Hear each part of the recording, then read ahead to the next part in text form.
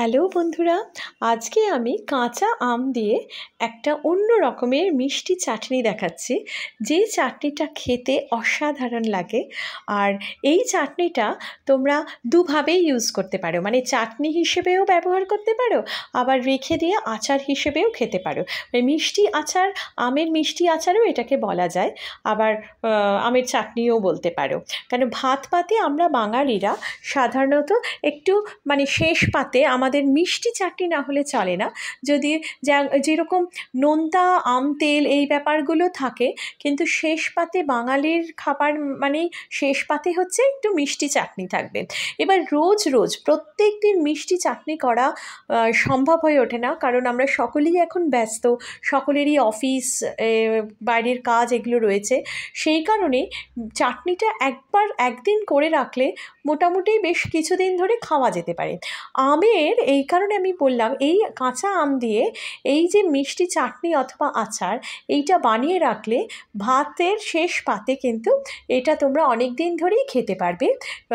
মানে রোজ রোজ বানানোর কোনো প্রয়োজন নেই, একবার বানিয়ে রাখলে সেটা বেশ কদিন কিন্তু খাওয়া যেতে পারে। এই আমগুলোকে প্রথমে আমি ধুয়ে নিয়েছি ভালো করে। কাঁচা আমকে ভালো করে ধুয়ে নিয়ে তারপর আমি কাটছি। এবার ধোয়ার যেন গায়ে জল না লেগে থাকে একটু দেখবে, কারণ এটা আমরা প্রিজার্ভ করে রাখবো। আর এই আমের মানে আমগুলো দিয়ে আমরা এটা সেদ্ধ করতে বসাবো। আর মনে রাখবে আমের যেন খোলা থাকে, আমরা যে কাটছি দেখো আমের কিন্তু খোলা রয়েছে, খোসা সহ। এইবার আমি সামান্য নুন দিয়ে আমগুলো সেদ্ধ করতে দিলাম। পরিমাণ জল কিন্তু খুব সামান্য দেবে, কারণ আম সেদ্ধ হলে আমের থেকেই একটা রস বেরোবে, সেটাতেই কিন্তু আম সেদ্ধ হয়ে যায়। আর আম সেদ্ধ হতে বেশিক্ষণ সময় লাগে না। প্রথমে একটু হাই ফ্লেম করবে, তারপর মিডিয়াম ফ্লেমে জাস্ট 7 থেকে 8 মিনিট রাখলেই আম একদম সেদ্ধ হয়ে যায়। এই আম সেদ্ধ যখন হবে তখন আমরা একটা জায়গায় মশলা করে নেব। গোটা জিরে, একটু 5 ফোড়ন সামান্য লাগবে, 5 ফোড়নের পরিমাণটা কিন্তু সামান্য লাগবে, গোটা মৌরি, মরিচ, গোলমরিচ লাগবে। এইগুলোকে আমরা শুকনো খোলায় একটু ভেজে নেব। তাহলে গোটা জিরে, মরিচ, মৌরি আর সামান্য পরিমাণ 5 ফোড়ন শুকনো খোলায় ভেজে নিয়ে তারপর এটাকে আমি দেখো গুঁড়ো করে নিচ্ছি। আমি হামানদিস্তা দিয়ে গুঁড়ো করছি, তোমরা চাইলে মিক্সিতেও গুঁড়ো করে নিতে পারো।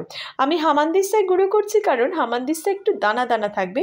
মিক্সিতে পাউডার বানিও না, একটু পাউডার হওয়ার আগের পর্যায়ে রাখবে, তাহলে খুব টেস্ট হবে।